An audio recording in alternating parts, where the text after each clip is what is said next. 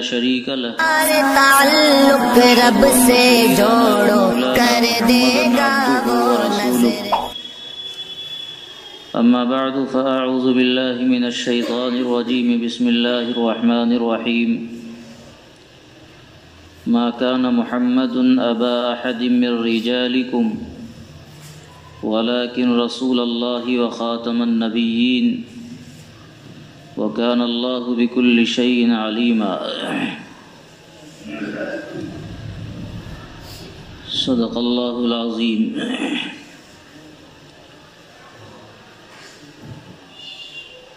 زمانہ قیامت سے جوں جوں قریب ہوتا جائے گا،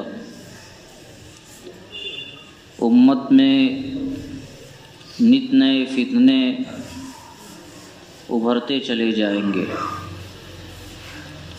کبھی کوئی فتنہ، اس کے ختم ہونے کے بعد پھر کوئی دوسرا فتنہ، اور اس طرح امت فتنوں کا شکار ہوگی. اور یہ فتنے ہر رنگ میں، ہر شکل میں اس امت کے ایمان کا سودا کرنے کے لیے حملہ آور ہوں گے.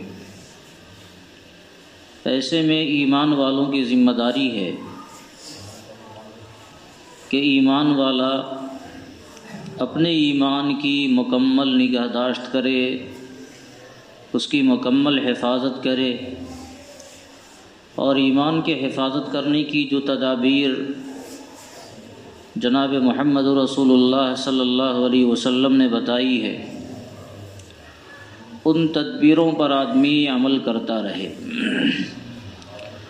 ورنہ یہ زمانہ آخری دور کا چل رہا ہے، قیامت بہت قریب ہے، دجال کا ظہور انتہائی یقینی ہے، جو اس زمین کا سب سے بڑا فتنہ ہوگا، جس سے حضرات انبیاء کرام علیہم الصلاۃ والسلام نے پناہ چاہی. خود آقا نامدار سرکار دو عالم صلی اللہ علیہ وسلم نے ہمیشہ پناہ چاہا ہے. اتنا عظیم فتنہ ہوگا کہ جو اس کو دیکھنے جائے گا وہ اس کا شکار ہو جائے گا. اس سے پہلے ہزاروں فتنے موتی کی لڑی کی طرح جو دھاگے سے ٹوٹ کر گر رہے ہوں، اس طرح مستقل فتنے آتے رہیں گے. آخری دور میں دجال کو قتل کرنے کے لیے سیدنا عیسیٰ علیہ السلام چوتھے آسمان سے نازل ہوں گے. اس سے پہلے سیدنا مہدی رضی اللہ تعالیٰ عنہ تشریف لائیں گے، جو آقا صلی اللہ علیہ وسلم کے خاندان اور آپ کی نسل سے ہوں گے. یہ سب وہ پیشین گوئیاں ہیں جو آقا صلی اللہ علیہ وسلم نے فرما رکھی ہے. جو فتنہ دنیا میں ابھرتا ہے وہ مختلف طریقوں کا ہوتا ہے. ایسے فتنے بھی نمودار ہوتے ہیں کہ کچھ لوگ آتے ہیں اور یہ کہتے ہیں کہ میں ہی وہ مہدی ہوں جس کی بشارت سنائی گئی ہے، اور نہ جانے اب تک کتنے جھوٹے مہدی اس دنیا کے اندر آ چکے، جنہوں نے اپنی مہدویت کا دعویٰ کیا اور لوگوں کو اپنی طرف بلایا. مگر اس دین کی شان یہ ہے کہ اس دین میں ہر چیز کو اتنا واضح اور اتنا اجالا بنا کر پیش کیا گیا ہے کہ دین کے جاننے والوں کو کسی بھی چیز میں دھوکے میں نہیں ڈالا جا سکتا. کوئی آ کر یہ کہہ دے کہ میں ہی عیسیٰ مسیح ہوں، یا کوئی یہ کہہ دے کہ میں ہی مہدی ہوں، تو اللہ کے رسول صلی اللہ علیہ وسلم نے اتنی علامتیں، اتنی نشانیاں بتائی ہیں کہ ان نشانیوں کے رہتے ہوئے کوئی آدمی دھوکے میں گرفتار نہیں ہوگا کہ شاید اس کی بات سچی ہو، شاید ہو سکتا ہے یہ وہی ہو. دھوکے میں گرفتار ہونے کا کوئی سوال ہی پیدا نہیں ہوتا ہے. اس لیے امت کو یہ بھی ذمہ داری ہے کہ امت قیامت کی جو علامات ہیں ان علامتوں کو بھی ہمیشہ ذہن میں رکھے اور اس کا بار بار مطالعہ کرے، اور پھر فتنوں سے حفاظت کی جو تدبیریں آقا صلی اللہ علیہ وسلم نے بتا رکھی ہیں ان پر بھی عمل کرے۔ محض معلومات کافی نہیں ہے، اللہ تعالیٰ کی طرف سے جب تک حفاظت نہیں ہوگی تب تک انسان محفوظ نہیں رہ سکتا ہے۔ صرف ہم مسلمان رہیں، نماز روزہ پڑھ لیں اور یہ سمجھیں گے کہ ہم تو اپنے آپ میں محفوظ ہیں، کوئی ضروری نہیں ہے کہ ہم محفوظ ہیں۔ آقا علیہ السلام نے ارشاد فرمایا زمانہ آئے گا کہ آدمی صبح میں مومن ہوگا اور شام میں کافر ہو جائے گا، شام میں مومن ہوگا اور صبح میں کافر ہو جائے گا، اور انسان کا اپنے دین کے بارے میں سودا کرنا اتنا آسان ہو جائے گا گویا وہ کوئی سامان فروخت ہے، جب چاہا اسے بیچ دیا اور جب چاہا اسے خرید لیا۔ یہ صورتحال پیش آئے گی۔ ظاہر ہے کہ دین کا سودا ایمان والے ہی کریں گے، جس کے پاس دین ہی نہیں ہے وہ اس کا کیا سودا کریں گے؟ تو ایمان والوں کی یہ صورتحال بیان کی گئی کہ ایمان والا ابھی مومن ہے اور شام ہوتے ہوتے وہ کافر ہو گیا۔ یہ صورتحال ایمان والوں کی بیان کی گئی ہے، اس کا ایمان اس کے اندر اتنا کمزور ہے کہ اپنے ایمان کا سودا کرتے ہوئے کوئی دیر نہیں لگے گی۔ جب آپ آج کے زمانے کا جائزہ لیں گے اور سرسری نظر سے بھی اگر جائزہ لیں گے تو آپ کو پتہ چلے گا کہ یقیناً اس طرح کے حالات ہیں۔ انسان اپنی تھوڑی دنیا کے لیے اپنے ایمان کا ایسا سودا کرتا ہے، اس کا ایمان سینے سے اتنی تیزی سے نکلتا ہے اور اسے اس بات کا احساس بھی نہیں ہوتا کہ ہمارا ایمان نکل گیا، یا اس کی نگاہ میں ان چیزوں کی کوئی وقعت نہیں ہوتی۔ آدمی اپنی سیاسی چال بازیوں میں کبھی کوئی جملہ بول دیا، کبھی کوئی ایسا عمل کر لیا جو مشرکانہ جملہ ہے، مشرکانہ عمل ہے، اور اس کی وجہ سے وہ بندہ اللہ رسول کی نگاہوں میں ایمان سے نکل جاتا ہے۔ تو زمانہ چونکہ نازک ہے، اس نازک دور میں اپنے ایمان کی حفاظت کے لیے ہمیں مستقل چوکنا رہنے کی ضرورت ہے۔ بہت سے لوگ اس زمانے میں ایسے ہیں جو جھوٹی نبوت کا بھی دعویٰ کرتے ہیں اور یہ کہتے ہیں کہ مجھے نبی بنا کر بھیجا گیا، اور کمال یہ ہے کہ جو دعویٰ کرنے والے وہ تو پاگل ہیں ہی، ان کی ہاں میں ہاں ملانے والے، ان کی تقلید کرنے والے، ان کی اتباع کرنے والے بھی ہزاروں کی تعداد میں دنیا میں لوگ موجود ہیں۔ یعنی آپ کو حیرانی اور حیرت ہوگی یہ سن کر، یہ جان کر کہ اگر کوئی آدمی نبوت کا دعویٰ کرتا ہے تو ہم میں آپ میں 10-20 ایسے لوگ یقینی طور پر کھڑے ہو جائیں گے جو اس کی ہاں میں ہاں ملاویں اور اس کی تبلیغ کریں۔ اب سوچئے کہ انسان کتنا گر گیا۔ جو نبوت کا دعویٰ کر رہا ہے وہ تو اپنے آپ میں انتہائی ناکارہ، نکما، جھوٹا اور جہنمی ہے ہی۔ اس کے سامنے اپنے دنیا کا مفاد ہوگا، سرداری مل جائے گی، لوگ اس کے عقیدت مند بن جائیں گے، ہدایہ اور تحائف اس کو ملنے لگیں گے۔ لیکن جو لوگ اس کی ہاں میں ہاں ملا کر اس کی دعوت پر لبیک کہتے ہیں، اس کی بات مانتے ہیں، آپ سوچئے کہ انہیں کیا ملا، ان کو کیا فائدہ ہوا دنیاوی اعتبار سے یا اخروی اعتبار سے۔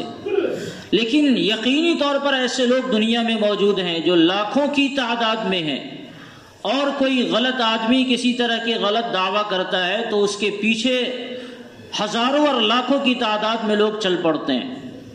ہمارے زمانے میں ماضی قریب کے اندر ایک لعین شخص کھڑا ہوا اور اس نے نبوت کا دعویٰ کیا، عجیب عجیب دعوے اس نے کیے، مرزا غلام احمد قادیانی نے۔ خدا ہی جانتا ہے کہ اس کے دعوے نے کیسا اس شخص نے دعویٰ کیا اور کیسے غلیظ حفوات بکے۔ کبھی وہ کہتا تھا میں ہی خدا ہوں، کبھی میں نبی ہوں، کبھی یہ کہتا تھا کہ میں مسیح ہوں، کبھی یہ کہتا تھا میں مہدی ہوں، اور اس کے ماننے والے آج کے زمانے میں بھی لاکھوں کی تعداد میں موجود ہیں۔ صرف یہی نہیں کہ ہمارے اس ملک سے باہر، ہمارے اس ملک کے اندر بھی موجود ہیں، ہمارے اس صوبے کے اندر بھی ایسے لوگ موجود ہیں جو مرزا غلام احمد قادیانی کو اپنا نبی تسلیم کرتے ہیں۔ کھوپڑا خراب ہو جائے تو آدمی اس طرح کی بات کرے۔ ایک شخص جس نے جھوٹا دعویٰ کیا اس کے سامنے تو اپنی سرداری رہی ہوگی، لیکن جو شخص اس جھوٹے لعین کی بات مانتا ہے اس کے سامنے کون سا مسئلہ ہے؟ جب دین اتنا واضح ہے، حق اتنا واضح ہے، اس کے باوجود بھی آدمی کے بھٹکنے کا کیا سوال ہوتا ہے؟ مگر آدمی بھٹک رہا ہے۔ ہمارے دربھنگا میں ایک بندہ شکیل ابن حنیف نام کا ایک بندہ ہے جس نے عجیب عجیب دعوے کر رکھے ہیں۔ وہ اورنگ آباد میں رہتا ہے اب، اور اس کو باضابطہ حکومتی سرپرستی حاصل ہے۔ وہ عام لباسوں میں نہیں آتا، وہ بندہ تو خود نہیں آتا، اس کے ماننے والے جو ہیں وہ ایسے لباس میں آئیں گے جو لباس علماء کا لباس ہوتا ہے، جو لباس جماعت والوں کا لباس ہوتا ہے، تبلیغی جماعت کی شکل میں۔ اچھی خاصی داڑھی اس کے چہرے پر ہے، اس کے پیشانی پر نماز کے نشانات بھی آپ کو ملیں گے، ٹوپی بھی ہے، کرتا پاجامہ بھی ہے، اور اللہ رسول کی بات کرتے ہوئے وہ شکیل ابن حنیف کی طرف کنورٹ کرتا ہے اور لوگوں کو اس کی دعوت دیتا ہے۔ اور یہ فتنہ اتنا تیزی سے بڑھ رہا ہے کہ یہ بندہ تو پہلے یہاں شروع سے ہی نہیں رہا، اورنگ آباد پکڑ لیا، وہاں اسے کئی ایکڑ میں زمین ملی ہوئی ہے، اور پھر وہی وہ رہتا ہے۔ اس کے چیلے چپاٹے پہلے اکا دکا نظر آ رہے تھے، لیکن اب یہ فتنہ اتنی تیزی سے بڑھ رہا ہے کہ ہمارے دربھنگا میں بھی، مدھوبنی میں بھی، سمستی پور اور دوسرے علاقوں میں اس کے ماننے والے کہیں نہ کہیں مل جاتے ہیں۔ کہیں وہ خدمت خلق کے نام پر، کہیں دعوت و تبلیغ کے نام پر دنیا کو اپنی طرف راغب کرنے کی یہ لوگ کوشش کرتے ہیں، اور بھولے بھالے مسلمانوں کو اپنی جال میں پھنسانے کی پوری کوشش کرتے ہیں، بلکہ پھنسا بھی لیتے ہیں، اور لوگ ان کی بات ماننا گویا عین دین سمجھتے ہیں۔ انہیں یہ سمجھایا جاتا ہے کہ اپنے علماء کے علاوہ کسی اور کی بات نہیں ماننا ہے۔ کئی سالوں پہلے کا واقعہ ہے، کھرا کھجری کا ایک نوجوان ہمارے پاس مدرسے میں لایا گیا، نوجوان تھا، اور وہ اس فتنے سے اتنا زیادہ متاثر تھا کہ میں نے اس کے سامنے 3 گھنٹہ مستقل بات کیا، اور اسے ہر پہلوؤں سے سمجھاتا رہا کہ دیکھو حضرت مہدی کی یہ علامتیں ہیں، ان کا یہ نام ہے، ان کے باپ کا نام یہ ہے، ان کی شکل و صورت یہ ہے، وہ یہاں پہ پیدا ہونے والے ہیں، یہاں ان کا ظہور ہوگا۔ اور جو احادیث میں جو علامتیں بتلائی گئیں، ان علامتوں میں سے کسی بھی علامت کو تم فٹ کر لو اس بندے کے اوپر، نہ اس کا یہ نام ہے، نہ اس کے باپ کا نہ یہ نام ہے، نہ اس کی پیدائش رسول اللہ صلی اللہ علیہ وسلم کے نسل میں ہوئی ہے، اور نہ یہ مکہ میں ظاہر ہونے والا ہے، نہ اور جو دوسری علامتیں ہیں ان علامتوں میں سے کوئی علامت اس میں پائی جاتی ہے، پھر آخر کس بنیاد کے اوپر تم اسے مانتے ہو؟ جب وہ بے بس ہو گیا تو کہتا ہے میں اپنے علماء سے پوچھوں گا۔ جی، دنیا اسے سمجھاوے اس بات کا اسے کوئی اعتبار نہیں، اپنے علماء سے میں پوچھوں گا پھر میں آپ کو بتاؤں گا۔ تو اس پر بھی میں نے اسے گھیرا اور ہر طرف سے اسے پھنسانے کی کوشش کی کہ یہ بندہ گمراہی کا شکار نہیں ہو جائے۔ بہت کوششوں کے بعد بالآخر وہ تائب ہوا، اور اسے دوبارہ کلمہ پڑھانے کی نوبت آئی اور تجدید ایمان کیا۔ خدا ہی جانتا ہے پھر دلی بمبئی گیا ہوگا، اللہ ہی جانتا ہے پھر وہ شکار ہو گیا ہوگا۔ تو اس پختگی کے ساتھ یہ لوگ دعوت دیتے ہیں دنیا والوں کو، اور انہیں پڑھا دیا جاتا ہے کہ کوئی بات پوچھنی ہو تو دنیا میں تمہیں 1000 مولوی نظر آئیں گے، 1000 علماء نظر آئیں گے، بھلے وہ بخاری کا اور قرآن کریم کا تمہیں حوالہ دیں، وہ دکھلا دیں، لیکن اس کے باوجود تمہیں اس کی بات ہرگز نہیں ماننی ہے۔ ماننا ہے صرف اور صرف ہم جو کہیں، ہم سے جو رابطہ ہو، اس کے علاوہ کسی کی سننا نہیں ہے۔ اگر تم دوسری جگہ جاؤ گے تو انہوں نے سمجھا رکھا ہے کہ گمراہ ہو جاؤ گے۔ یہ صورتحال دور نہیں ہے، اپنے علاقوں میں بھی یہ فتنے کہیں نہ کہیں ظاہر ہوتے ہیں، اور اس سب کی بنیاد اس بات کے اوپر ہے کہ جناب محمد رسول اللہ صلی اللہ علیہ وسلم کے بعد نبوت کا سلسلہ باقی ہے یا ختم ہو گیا؟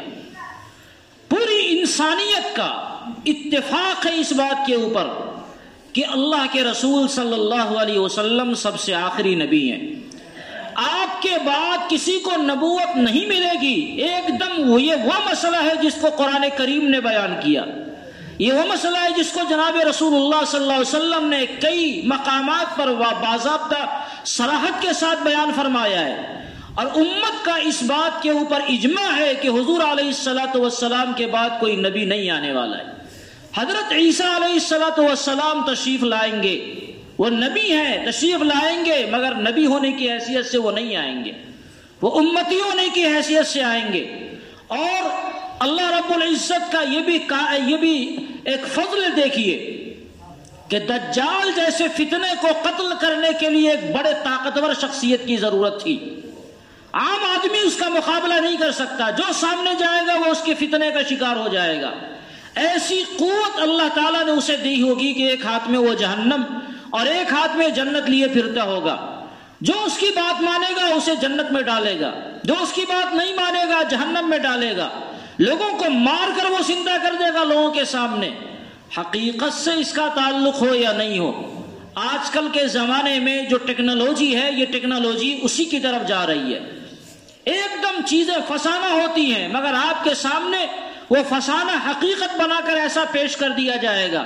ایک بندہ لندن اور امریکہ میں بیٹھا ہوا ہے، وہ آپ کے سامنے یہاں لیکچرر دے سکتا ہے۔ ایسی ٹیکنالوجی تو آ گئی ہے اب دنیا کے اندر۔ ایسے اشتہارات آ گئے ہیں کہ بظاہر لگتا ہے یہ جانور اصلی شکل میں سامنے ٹہل رہا ہے، لیکن وہ برقی لہر ہوتی ہے جس کو جانور کی شکل دے دی گئی ہوتی ہے۔ تو یہ سب دجال کے آنے کی تیاری ہے۔ ٹیکنالوجی اتنی تیزی سے بڑھ رہی ہے، اور خدا ہی جانتا ہے وہ اسی ٹیکنالوجی کا سہارا لے کر یا کیا لے کر وہ بارشیں برسائے گا، وہ کھیتوں میں غلے اگائے گا، وہ لوگوں کو خوشحال بنا دے گا، جسے چاہے گا قتل کر دے گا، جسے چاہے گا زندہ کر دے گا۔ تفصیلی واقعات ہے کہ کہاں اس کا بس چلے گا اور کہاں بس نہیں چلے گا۔ تو یہ اتنا بڑا فتنہ ہے، اس کا مقابلہ کرنے کے لیے عام انسانوں میں اس کی قوت نہیں تھی۔ تو اللہ تعالیٰ نے اس کے لیے سیدنا عیسیٰ علیہ السلام کا انتخاب فرمایا۔ اب دیکھیے، نبوت کا دروازہ چونکہ بند ہے، کوئی نبی نہیں آنے والا ہے۔ نبوت کے جو نمبرات تھے وہ نمبرات اللہ تعالیٰ نے بلاک کر دیے۔ 1 2 3 4 5 سوا لاکھ جتنے نبی آنے تھے سب کو بلاک کر دیا گیا، اور دجال کے لیے ایک بڑے طاقتور شخص کی ضرورت تھی۔ تو پچھلے انبیاء میں سے ہی اللہ تعالیٰ نے ایک عظیم نبی کا انتخاب فرما رکھا ہے کہ جب دجال آئے گا تو سیدنا عیسیٰ علیہ السلام تشریف لائیں گے، اس لیے کہ نبوت کا دروازہ بند ہے، کوئی نیا نہیں آنے والا ہے۔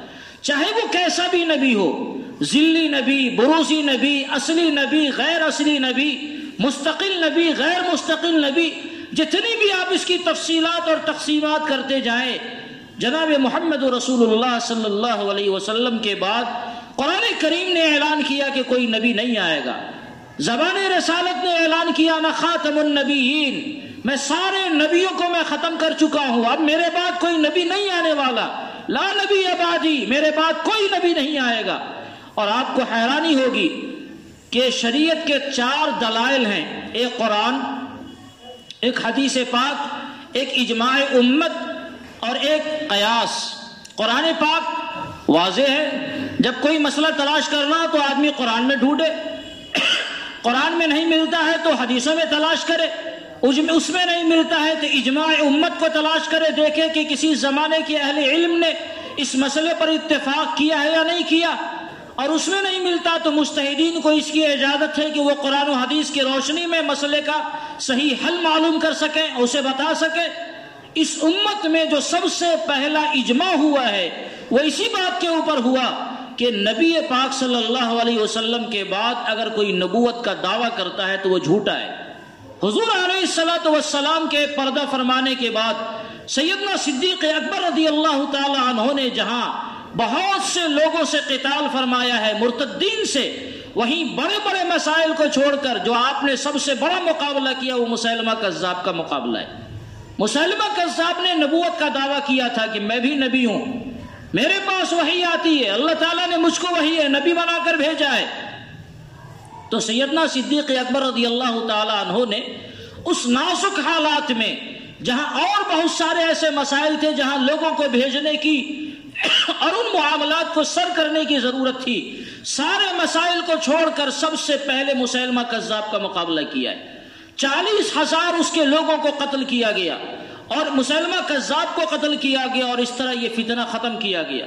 صحابہ کرام کی پوری تعداد وہاں موجود تھی، کسی نے یہ سوال نہیں کیا کہ مسیلمہ سے ذرا معلوم تو کر لیا جائے وہ کیسی نبوت کا دعویٰ کر رہا ہے، یہ تو پوچھا جائے اس کی نبوت کی صورتحال کیا ہے۔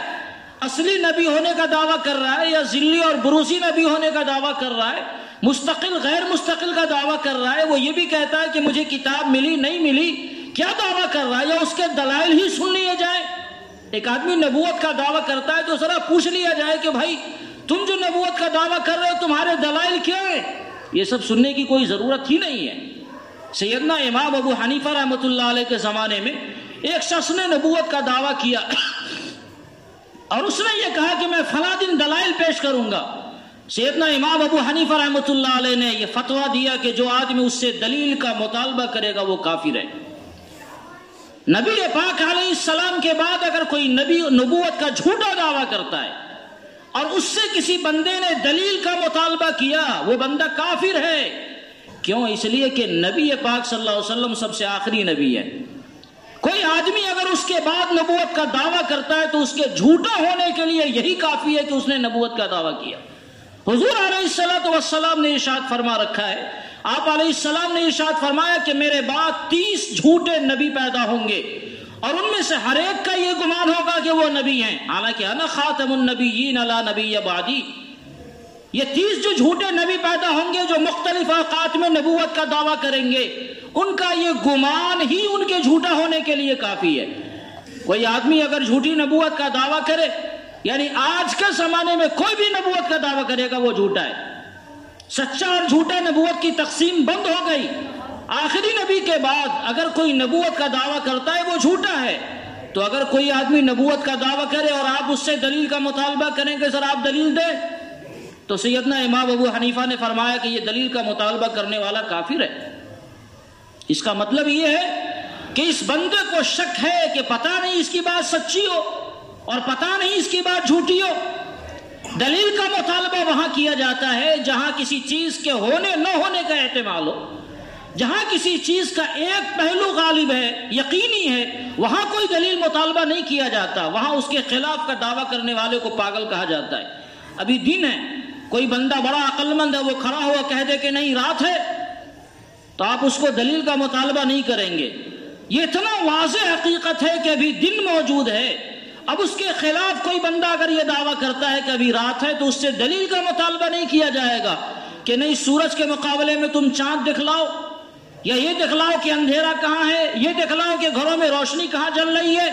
اس کو سیدھا کہا جائے گا یہ بندہ پاگل ہے، کیونکہ دن ہونا یقینی ہے۔ اس دن ہونے کے مقابلے میں کوئی آدمی رات کا دعویٰ کرتا ہے تو اس کو پاگل سمجھا جائے گا، جھوٹا سمجھا جائے گا۔ ہاں جو باتیں ایسی ہیں جس میں احتمال ہو دو چار شکلوں کا، ایک بندہ یہ کہے ابھی بارش ہونے والی ہے، کوئی بندہ یہ کہے ابھی سورج نکلنے والا ہے، تو اب یہ دونوں چیزوں کا احتمال ہے۔ موسم کچھ ایسا ہے، بارش بھی ہو سکتی ہے، اور ہو سکتا ہے اللہ تعالیٰ نے موسم کو کلیئر کر دیا تو سورج بھی نکل سکتا ہے۔ تو اب اس کہنے والے سے تو دلیل کا مطالبہ کیا جائے گا، کیونکہ یہاں جو مسئلہ ہے وہ مسئلہ یقینی نہیں ہے۔ معلوم ہوا کہ جو چیزیں یقینی ہوتی ہیں اس میں دلیل کا مطالبہ کرنا ہی بے سود ہے۔ کوئی آدمی اس کے بارے میں یہ کہے کہ یہ کھانے کے سامان ہے، تب اس سے آپ دلیل کا مطالبہ کریں گے کہ میں کہ نہیں کھانے کا سامان ہے، ذرا کھا کے دکھلاؤ۔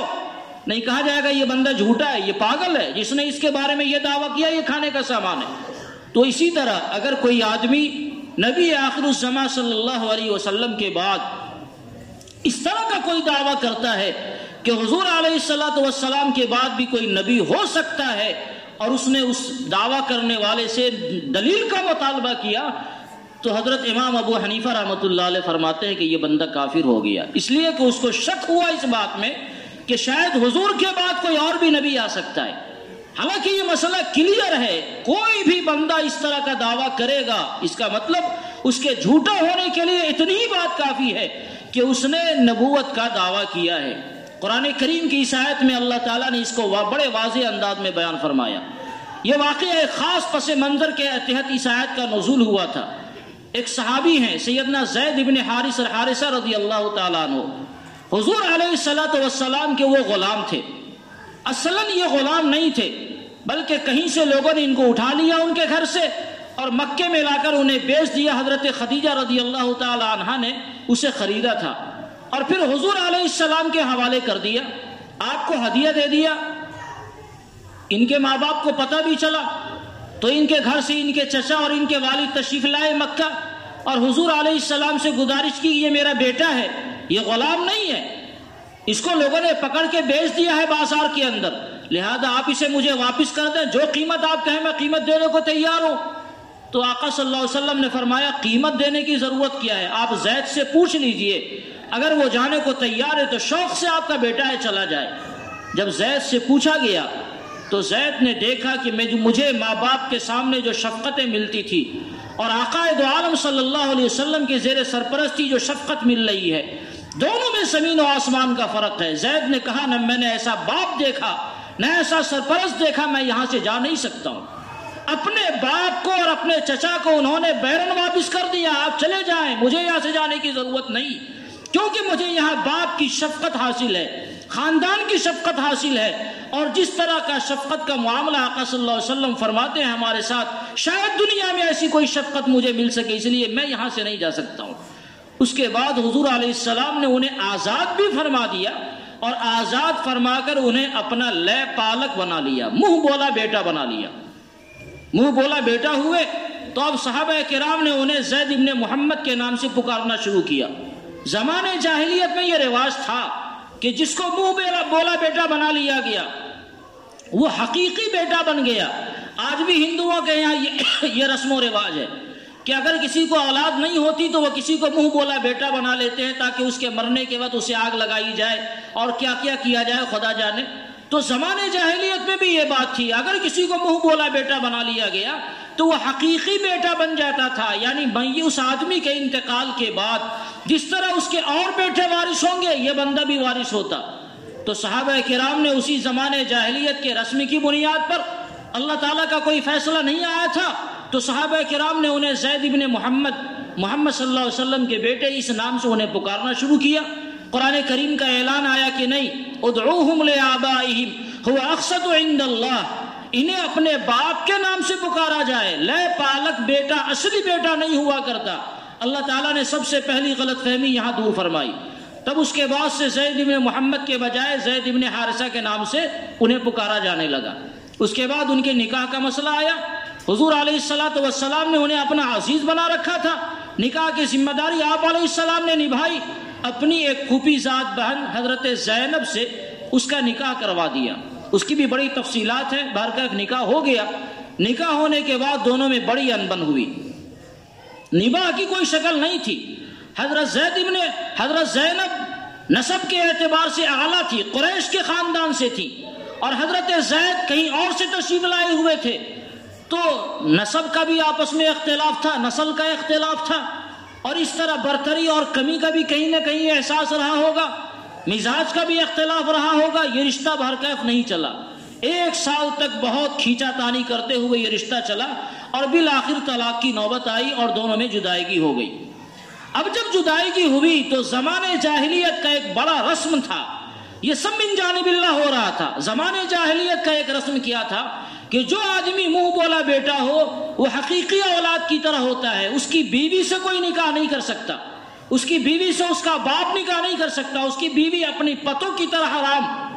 اب یہاں حضرت زینب کو جب زید ابن حارثہ نے طلاق دے دیا تو بظاہر دور جاہلیت کے رسم کے مطابق یہ ہوا کہ وہ کیا ہو گئی، حضور علیہ السلام کی پتوں تھی، لہذا آپ سے نکاح کرنا ان کا حرام ہو گیا۔ لیکن یہاں ماجرا یہ ہوا کہ اللہ تعالیٰ نے آسمان پر حضرت زینب کا جناب محمد رسول اللہ صلی اللہ علیہ وسلم سے نکاح کروا دیا۔ یہ نکاح دنیا میں ہوا ہی نہیں، یہ نکاح آسمان کے اوپر اللہ تعالیٰ نے ہوا۔ زوجنا کہا، قرآن کریم نے 22ویں پارے میں اعلان کیا کہ ہم نے زینب کا نکاح آپ سے کرا دیا۔ اب جب اس نکاح کی اطلاع لوگوں کو ملی تو جہاں حضرت زینب کے لیے فخر کا باعث تھا، اور بعد میں وہ بیان کرتی تھی کہ مجھے تمام ازواج مطہرات میں یہ فخر حاصل ہے کہ اوروں کا نکاح زمین پر ہوا ہے لیکن ہمارا نکاح آسمان کے اوپر ہوا۔ حضرت عائشہ سے ان کا خاص طور سے مقابلہ چلتا، حضرت عائشہ کہتی میں حضور کی سب سے محبوبہ ہوں، یہ کہتی میرا نکاح آسمان پر ہوا ہے، کسی اور کا نکاح آسمان پر نہیں ہوا۔ یہ فخر کا بہرکیف انہیں حق تھا۔ اب جو نکاح ہوا تو منافقوں نے خوب شور کرنا شروع کر دیا۔ منافقین کہنے لگے کہ دیکھو یہ کیسے نبی ہیں جنہوں نے اپنے پتوں سے نکاح کر لیا۔ حالانکہ اللہ تعالیٰ کو جاہلیت کی ایک بڑی رسم کو مٹانا تھا اور یہ بتانا تھا کہ متبنہ لے پالک تمہاری حقیقی اولاد کی طرح نہیں ہے، ٹھیک ہے تم نے انہیں پالا، تم ان کے سرپرست ہو، لیکن ان سے وہ رشتہ نہیں ہے جو رشتہ باپ اور بیٹے کا ہوتا ہے، لہذا ان کی بیویاں اگر مطلقہ ہو جائیں تو ان سے نکاح کیا جا سکتا ہے۔ چنانچہ قرآن کریم نے اعلان کیا ما کان محمد ابا احد من رجالکم، اے لوگوں یاد رکھو کہ حضور علیہ السلام تمہارے مردوں میں کسی مرد کے باپ نہیں ہے۔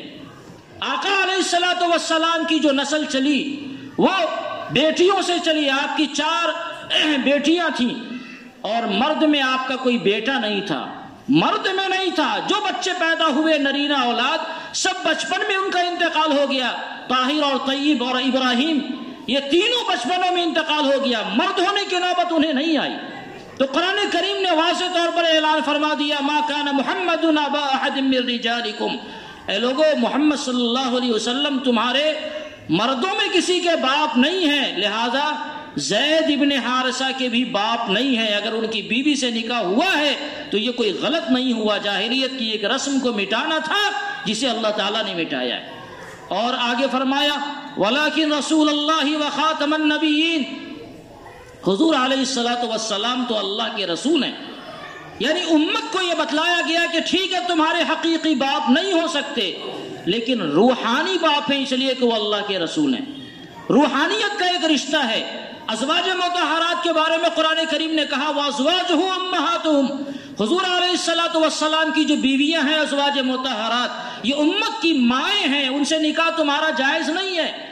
اور حضور علیہ السلام کے بارے میں کہا یہ رسول ہیں، اس لیے روحانی باپ کی طرح ہیں۔ لیکن روحانی باپ اگر حضور علیہ السلام ہے تو کسی کو یہ غلط فہمی نہیں ہو کہ روحانی اولاد میں یہ وراثت رسالت بھی جاری ہوگی، تو فرما دیا آگے وخاتم النبیین کہ نبوت کا سلسلہ، منصب نبوت یہ وراثت میں روحانی اولادوں کو نہیں ملے گی بلکہ اس کا خاتمہ ہو گیا، اور آپ کے بعد کوئی نبی آنے والا ہی نہیں ہے۔ اللہ تعالیٰ نے سختی سے منع فرما دیا کہ خبردار کسی کو یہ خیال نہیں ہو، تمام نبیوں میں سب کو ختم کرنے والے، مہر لگانے والے، جس طرح مہر اگر کسی چیز پر لگا دی جائے تو نہ اس میں کسی چیز کو گھسایا جا سکتا ہے اور نہ نکالا جا سکتا ہے، ایسی اللہ تعالیٰ نے سلسلے رسالت و نبوت کو ختم فرما دیا۔ جن لوگوں کو اللہ تعالیٰ نے داخل فرمایا ان کو نکالا نہیں جا سکتا، اور بقیہ باہر کے لوگ اس میں داخل نہیں کیے جا سکتے۔ نبوت کے سلسلے کی آپ آخری اینٹ تھے۔ آقا علیہ السلام نے فرمایا کہ ایک محل ہے جو بڑا خوبصورت ہے اور سب لوگ اسے دیکھ رہے ہیں، لیکن وہاں ایک اینٹ کی جگہ خالی تھی، یہ محل قصر نبوت ہے، اور وہ اینٹ کی جگہ میں ہوں، میں آیا تو اس اینٹ کو پر کر دیا گیا، اب وہاں کسی اضافے کی ضرورت نہیں ہے۔ حضور علیہ السلام نے بھی اپنی روایتوں میں اور قرآن کریم نے بھی صراحت کے ساتھ یہ بتایا کہ نبی آخر الزماں سب سے آخری نبی ہیں، آپ کے بعد کوئی دوسرا نبی نہیں آنے والا ہے، آپ کے بعد نبوت کا سلسلہ اللہ رب العزت نے بند فرما دیا۔ لہٰذا اگر دنیا میں کوئی بندہ چاہے وہ کیسے ہو، بڑا سے بڑا آدمی ہو یا چھوٹا سے چھوٹا ہو، اگر وہ دعویٰ کرتا ہے کہ مجھے نبوت ملی ہے تو اس کے جھوٹے ہونے کے لیے اتنی ہی بات کافی ہے۔ ایک بڑا شاعر گزرا ہے جس کو متنبی کہا جاتا ہے، متنبی کے معنی آتے ہیں نبوت کا دعویٰ کرنے والا۔ ایسی زبان اللہ تعالیٰ نے اسے عطا کی تھی، ایسی فصاحت و بلاغت، اس کے اشعار ہم لوگوں کو پڑھتے پڑھاتے ہیں، پڑھائی جاتی ہے۔ دیوان متنبی کے نام سے ان کی کتاب ہے، باضابطہ اس کے اشعار کا مجموعہ، اسے پڑھایا جاتا ہے۔ تو کسی نے اسے کہا کہ تم اتنی شاندار زبان جانتے ہو، کیوں نہیں تم نبوت کا دعویٰ کر دیتے ہو، لوگ تمہاری بات مان لیں گے؟ تو اس نے کہا کہ زبان و بلاغت کی حد تک تو ٹھیک ہے کہ دنیا ہمارے زیر قدم ہے، لیکن جس دن میں نبوت کا دعویٰ کروں گا میرا کھوپڑا لوگ خراب کر دیں گے، اس لیے کہ جان رہے ہیں لا نبی بعدی، اللہ کے نبی کے بعد کوئی نبی نہیں آنے والا۔ اور یہی ہوا کہ اس نے نبوت کا دعویٰ کیا تو لوگ اس کے پیچھے چڑھ دوڑے، بالآخر اس نے توبہ بھی کر لیا۔ تو حضور علیہ السلام کے بعد اگر کوئی اس طرح کا دعویٰ کرتا ہے، اس کے جھوٹا ہونے کے لیے اتنی بات کافی ہے کہ اس نے نبوت کا دعویٰ کیا۔ خدا نخواستہ ہمارے آپ سے اگر کوئی بندہ ایسا ٹکراوے جو اس طرح کی بات کہے تو آپ سیدھے انداز میں اسے رد کر دیں کہ تمہارے جھوٹے ہونے کے لیے اتنی بات کافی ہے۔ انشاءاللہ کچھ اور باتیں ہیں، آئندہ اس پر بات ہوگی۔ اللہ تعالی ہم سب کو فتنوں سے حفاظت فرمائے، آمین۔ وآخر دعوانا